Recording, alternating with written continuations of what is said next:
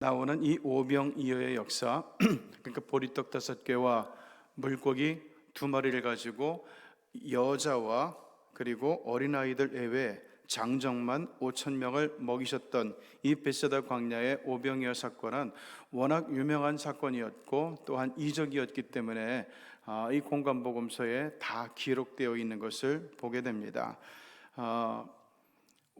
신학교를 맨 처음 갔을 때 이 문제를 가지고 한번 그 이야기가 이렇게 된 적이 있었어요. 그 어떤 교수님이 와가지고 이런 얘기를 했습니다. 그분은 신학교 교수님은 아니에요. 다른 곳에서 와서 위촉돼서 와서 그 가르치던 강사로 알고 있는데, 자, 이 오병이어 기적에 대해서 어떻게 생각을 하냐? 정말 이 떡이 예수님의 제자들이 그 떡을 떼가지고 주는데 정말 이 떡이 하나도 안 떨어지고 계속해서 떼면은 붙고 떼면 붙고 이래가지고 이 장정만 5,000명을 다 먹였다고 생각하느냐? 이게 여러분에게는 정말 믿어지는 일이냐라고 얘기를 했어요. 일단 그런 질문을 신학교에서 한다는 것 자체가 굉장히 좀 그 색다르고 또 신선하게 느껴졌던 적이 있었어요.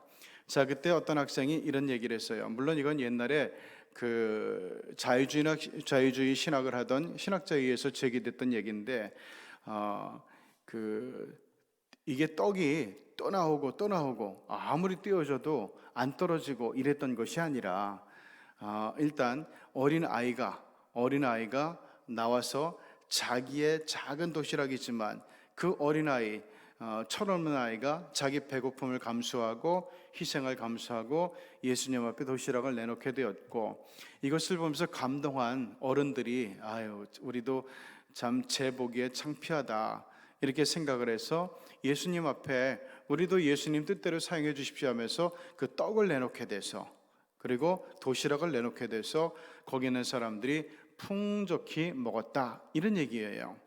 자, 그런데 일견 타당해 보이는 얘기 같지만은, 근데 그건 말이 안 되는 게, 도시락을 가져와 먹었는데, 자, 거기 모인 사람들이 다 먹고도 얼마나 남았죠? 그 예를 들어 도시락을 내놨으면은 그게 거기 뭐 싸운 사람도 있고 안 싸운 사람도 있기 때문에 배불리 먹기 힘들죠. 그러고도 12바구니가 남았다고 성경은 얘기해요. 일단 그것을 설명할 수가 없게 되는 거죠.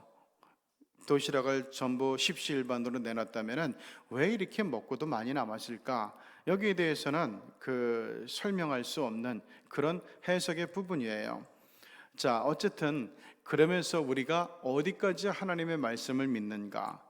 우리가 갖고 있는 지식의 제한, 우리가 갖고 있는 상식의 제한, 그리고 우리가 배웠던 여러 가지 교훈을 집약해 가지고 내가 그동안 쌓아올렸던 그런 판단이 있는데, 자, 우리 이런 지식과 상식과 판단의 제한 속에서 하나님의 말씀을 믿는가? 아니면은 내 이런 지식과 그리고 판단의 제한, 지혜의 제한, 모든 걸 다 뛰어넘어 가지고 초월을 해 가지고 하나님의 말씀을 믿을 것인가? 이 문제를 가지고 토론을 나눴던 그런 적이 있었습니다. 여러분은 어느까지 하나님의 말씀을 믿습니까? 그리고 어느 단계까지, 그리고 어느 한도까지 하나님의 말씀을 믿고 의지하고 또한 신뢰할 수 있습니까?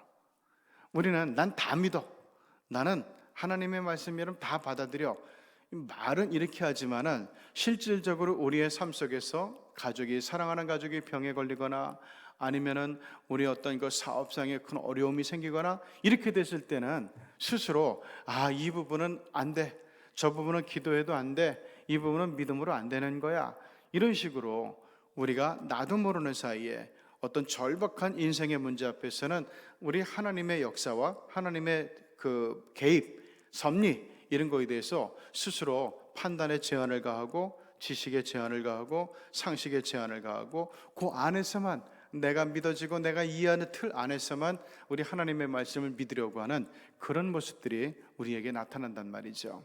그런데 우리 하나님께서는 이런 것들을 깨기를 원하세요. 깨버리기를 원하고 떨쳐 일어나고 그 내가 상상하는 그 제한, 이것을 뛰어넘어서 정말 하나님을 인간답게 믿는 것이 아니라 하나님을 하나님답게 믿기를 원하세요. 하나님은 하나님답게 인정하고 믿고 의지하고 따르기를 원하셔요. 이게 우리가 가져야 되는 그런 믿음입니다. 그렇기 때문에 이 믿음이라고 하는 것은 말이 아니라, 믿음은 정말 우리의 실천과 우리의 기도 속에서 내가 가진 믿음의 폭, 믿음의 분량이 보여지는 것이고 증명되는 겁니다. 자, 오늘 이 오병이어의 기적이 있고 나서 사람들은 예수님을 굉장히 좋아하게 되죠. 예수님을 좋아했을 뿐만 아니라 많은 군중들이 예수님을 임금으로 삼으려고 하는 그런 모습을 보이게 됩니다. 그도 그럴 것이, 그때 로마 사람들의 착취가 얼마나 심했습니까? 그리고 또 갖고 있는 사람들의 그런 착취가 얼마나 심했습니까? 가진 사람들 때문에, 로마 사람들 때문에, 또한 그 세금을 걷는 세리들 때문에 이모저모로 너무너무 힘들었는데, 그래서 하루 벌어 하루 먹고 살기가 굉장히 어렵고 힘든 때였단 말이죠.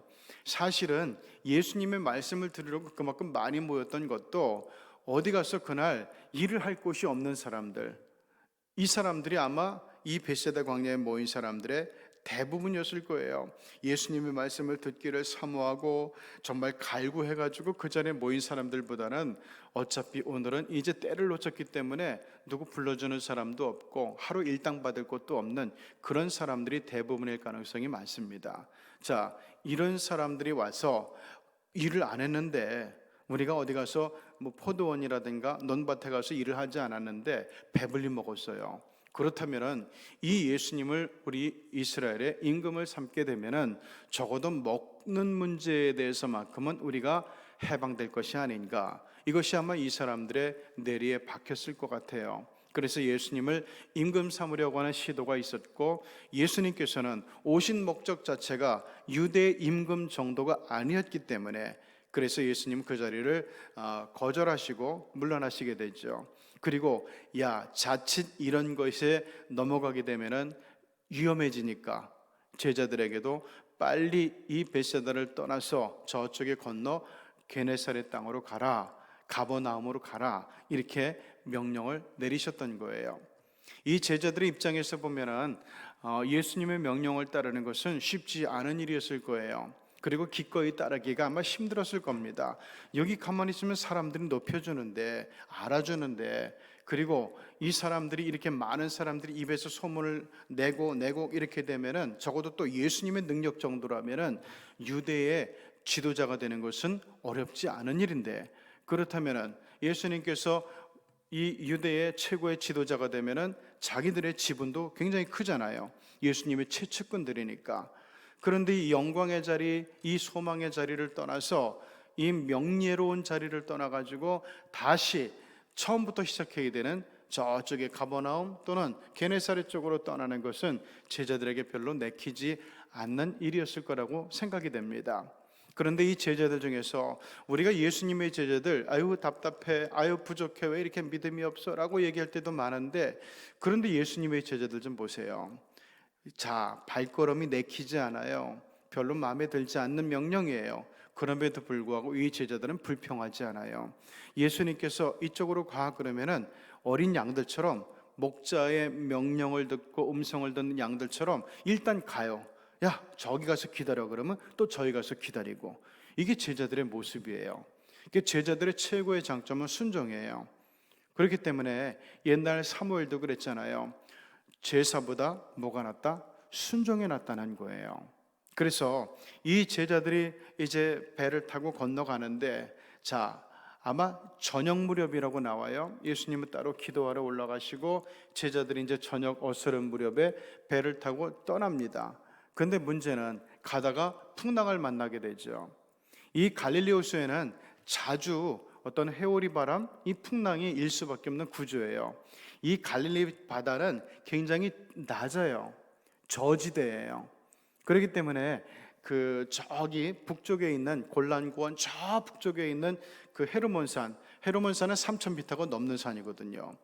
이 헤르몬산으로부터 거기 만년설이 늘 있는 곳이고, 만년설이 녹아가지고 물이 늘 흐르니까 이 물이 지금 와가지고 갈릴리 호수에 오는 거고, 요단강을 이루는 거고, 밑에 사해를 이루는 거예요. 그러니까 만년설이 있는 지역이니까 거기 공기는 또 얼마나 차겠어요. 그 높은 그 지역에서 찬 공기가 이렇게 내려오게 되면은 이 그 갈릴리 호수는 낮은 곳이니까 따뜻한 공기가 있고, 이 기압의 차이 때문에 찬 공기하고 뜨거운 공기가 만나면은 엉키면서 회오리 바람이 일어날 수밖에 없어요. 그래서 자주 이 신약 성경을 보게 되면은 갈릴리 호수에 풍랑이 일어나는 이야기가 자주 등장하는 것도 바로 그런 이유예요. 저 북쪽에서 남풍이 불어올 때가 되면은 항상 여기서는 풍랑이 일어날 수밖에 없는 구조예요. 자, 어쨌든 풍랑이 딱 이는 무렵에 이때 예수님의 제자들이 탄 배가 이것을 감당하기가 굉장히 어려워요. 물도 들어올 것이고, 그리고 여기서도 보지만 아무리 열심히 노를 졌는데 베테랑 어부들임에도 불구하고 그 게네사렛 불과 몇 시간에 갈 수 있거든요. 그런데 지금 저녁 때 떠났는데 밤 사경까지 헤매고 있어요. 새벽 3시까지 계속해서 거길 건너가지 못하고 이 풍랑 때문에 오도 가도 못하고 있었다는 얘기예요. 자, 이쯤 되면 예수님의 제자들은 배를 돌렸어야만 해요. 목숨을 살리기 위해서, 보존하기 위해서, 그리고 더 편한 곳으로, 그리고 이 자기들에게 호의가 있는 지역으로, 그리고 높아지는 지역으로 다시 돌리면 돼요. 그런데 그거는 제자들에게 내리신 예수님의 명령에 없던 일이란 말이에요. 그래서 제자들은 예수님의 명령에 순종하는 사람들이었고, 그것을 철칙으로 하는 사람들이었기 때문에 이거의 모든 다른 부족함을 완전히 그걸로 인해 가지고 덮고도 남음이 있을 만큼 큰 장점인데, 우리가 이 풍랑을 뚫고 가기 어려워도, 설령 여기서 어려움을 당해서 더 큰 일을 당할지 몰라도, 그래도 우리는 예수님의 말씀을 따른다, 예수님께서 명령하신 대로 우리는 저기를 건너가야 된다, 이게 제자들에게 변하지 않는 의식이었어요. 자, 이런 가운데서 만난 것이 물 위로 건너오시는 예수님의 모습이었죠. 아까도 우리가 예수님을 어디까지 믿을 것인가, 내 상상의 세계, 내 지식의 제한, 그리고 내 판단과 내 상식의 세계 이 안에서만 예수님을 믿을 것인가. 만약 그렇게 된다면 물 위로 건너오는 예수님의 이야기를 들으면서 우리는 더 이상 성경을 볼 수가 없게 되죠. 이거 완전히 거짓말 투성이잖아요. 믿을 수 없는 그런 어떤 그 픽션, 허구 투성이잖아요. 자, 그런데 우리가 나는 바다 위를 걷지 못하죠. 그러나 우리 하나님께서는 바다를 만드신 분이잖아요. 바다뿐만 아니라 이 드넓고 광활한 우주 자체를 만드시고 설계하신 분이 우리 하나님이시잖아요. 그렇게 우리의 믿음의 지평을 넓혀가게 되면은 사실 물 위를 걷는다. 아니, 물 위를 걷는 것뿐이겠어요? 나라도 갈 수 있지. 그렇죠? 자, 하나님을 하나님답게 믿게 될 때 이것은 우리에게는 기적과 같은 일이지만은 우리 하나님에게는 하나의 일상 같은 그런 일이 되는 거죠. 어쨌든 물 위를 걸어서 예수님이 오시는 것은 제가 볼 때는 이미 정해진 일이었던 것 같아요. 우리 하나님은 계획 없이는 일을 안 하시잖아요. 근데 제자들이 에이 못 참겠어, 못 견디겠어, 예수님 명령 듣다가 우리 다 죽겠어, 배 돌려가자, 만약 이렇게 했다면 어떻게 됐을까요? 물 위를 건너오시는 예수님을 만나지 못하게 됐을 거예요. 자, 그런데 제자들이 끝까지 순종하다가, 목숨 걸고 순종하다가 물 위를 걸어오시는 예수님을 볼 때 이 제자들이 얼마나 반갑고 또 얼마나 자부심이 있었을까요? 그리고 얼마나 기뻤을까요? 명령에 순종하다가 예수님 말씀 목숨 걸고 따르다가 예수님을 만났으니까, 예수님 우리 믿음 보셨죠? 우리 순종하는 거 보셨죠? 우리가 예수님께서 우리 보고 이거 부족하다 저거 부족하다 했지만은 그래도 우리가 이런 사람들이에요. 아마 이야기하고 싶었을 거예요.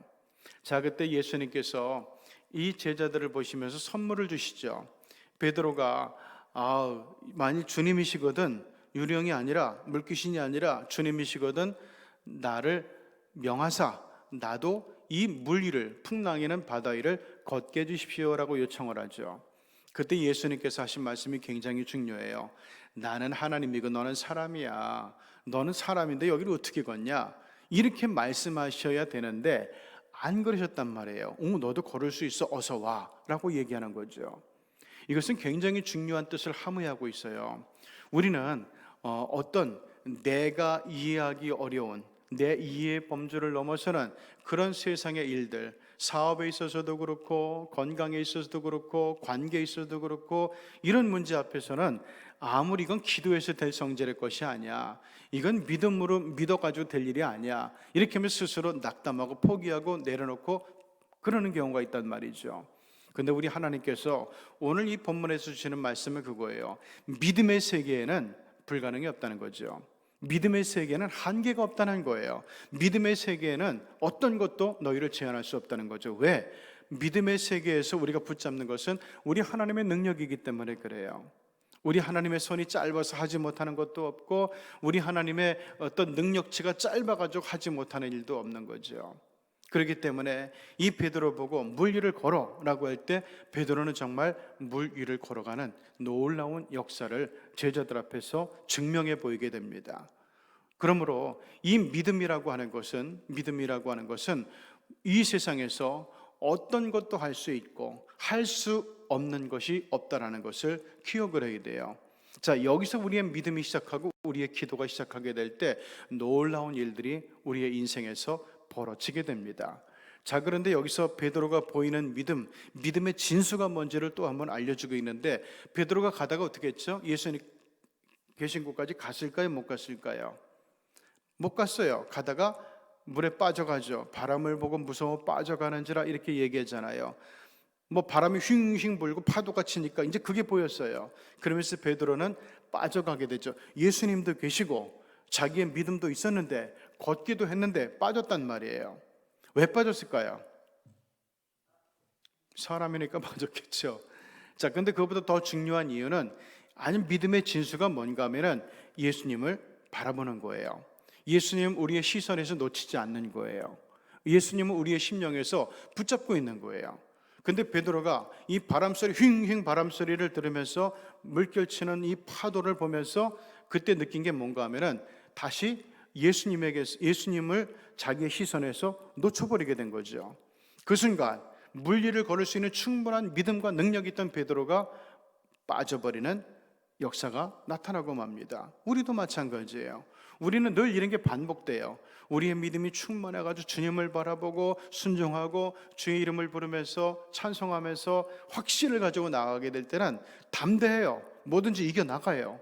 하나님의 계획대로 차곡차곡 진행이 돼요. 그러나 어느 순간에 과연 이게 가능해? 라고 의심이 들고 회의가 들고 이렇게 되면서 우리의 그 영안에서, 우리의 시선에서 하나님을 놓치게 될 때, 기도의 줄을 놓치게 될 때, 그때는 영락없이 또 빠져들어가는 게 우리의 믿음의 삶의 모습들이에요. 그래서 오늘 베드로의 역사는 우리들에게 아주 중요한 것을 알려주는데, 우리의 시선에서, 우리의 기도의 줄에서 우리 하나님을 놓칠 때, 우리 주님을 놓치게 될 때 우리는 다시금 그 믿음이 없던 때로 언제든지 들어가서 빠져갈 수 있다는 거예요. 그런데 그럴 때는 분명히 오죠. 베드로도 빠졌는데 우리라고 안 그러겠어요? 그럴 때 베드로는 또 한 가지 가르쳐줘요. 그러면 그럴 때는 어떻게 하면 되는가? 그때는 다시 그 믿음을 복원시켜야 된다는 거예요. 우리의 시선을 복원시켜야 된다는 거예요. 베드로가 빠져들어가는 순간에 다시 예수님을 보죠. 그러면서 베드로가 외쳤던 얘기가 주님 나를 구원해 주십시오, 이것이었어요. 그런데 예수님께서 베드로가 주님 나 좀 구해 주세요라는 이 얘기를 듣자마자 예수님께서 그냥 이 원문을 보면은 굉장히 스펙타클하게 전개돼요. 탁 낚아채 버려요. 베드로가 물에 완전히 빠져가지고 생쥐꼴이 돼서 막 망신은 망신대로 당하고 허우적거리는 게 아니라 베드로가 빠져갈 줄을 예수님은 알고 계셨던 것 같아요. 근데 만약 그때 베드로가 여기서 내 수영해가지고 돌아가야지, 나는 뭐 이 정도야 내가 헤엄칠 수 있으니까, 그래서 만약 자기의 능력을 믿고 자기식으로 해결하려고 했다면은 베드로는 정말 물에 빠져가지고 허우적대면서 망신은 망신으로 당하고 생쥐꼴이 됐을 거예요.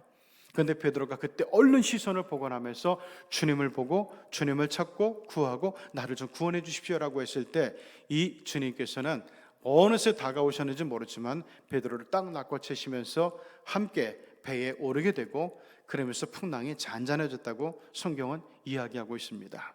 믿음의 진수 첫째, 주님을 바라볼 것. 그리고 주님을 우리의 시선에서, 우리의 영안에서 놓치지 않을 것, 그리고 혹여라도 또 내가 의심이 생기거나 믿음이 떨어지거나 아니면 다른 유혹 때문에 놓쳐가지고 어려움을 당하는 그 순간에는 아무리 해도 절대로 늦지 않으니까, 그것이 깨달아지는 순간에는 우리의 믿음을 복원하고, 믿음을 복원하는 것은 우리의 시선에, 우리의 시야에 다시금 주님을 담는 것, 다시 그 주님을 담고 주님께 나아가고 주님을 의지하고 붙들게 될 때 우리의 믿음의 기적은 다시 복원된다고 하는 것, 이것을 베드로는 이 두 가지를 오늘 우리들에게 아주 정확히 가르쳐주고 있습니다. 오늘 이 새벽에 우리 하나님께서 우리를 이곳에 부른 것은 우리가 하는 기도, 우리가 바라고 있는 기대와 소원, 이것을 하나님께서는 다 알고 계시고 함께 하시고 역사하시고 섭리하시고 이루어 주시리라고 하나님께서 장담하시기 때문에, 하나님의 뜻이 분명하기 때문에 오늘 우리를 이 자리에 세워주신 거라고 믿습니다. 계속해서 정말 결단력 있게, 그리고 중단 없이 줄기차게 이 믿음을 가지고 기도하며 나가는 가운데서, 여러분, 어제 우리가 믿음의 기본은 뭐죠? 100배라 그랬잖아요. 그렇죠? 믿음의 기본, 하나님께서 약속하신 건 100배, 조금 모자라면 60배, 그래도 더 모자라면 30배라고 했는데, 오늘 이 놀라운 우리의 믿음의 추수를 거두고 돌아가는 복되고 즐거운 하루가 될 수 있기를 바랍니다. 기도하시겠습니다.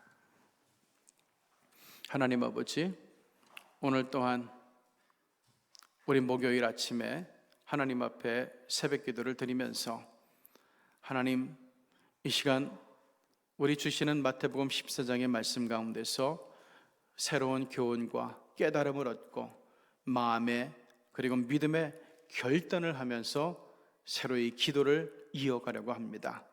그동안 우리가 했던 기도, 건강의 기도, 사업의 기도, 가정의 기도, 관계의 기도, 여러 가지 기도가 있을 겁니다. 이런 기도가 계속해서 이어져 올 수도 있지만은 중간에 낙심해서 끊긴 이들도 있을지 모릅니다.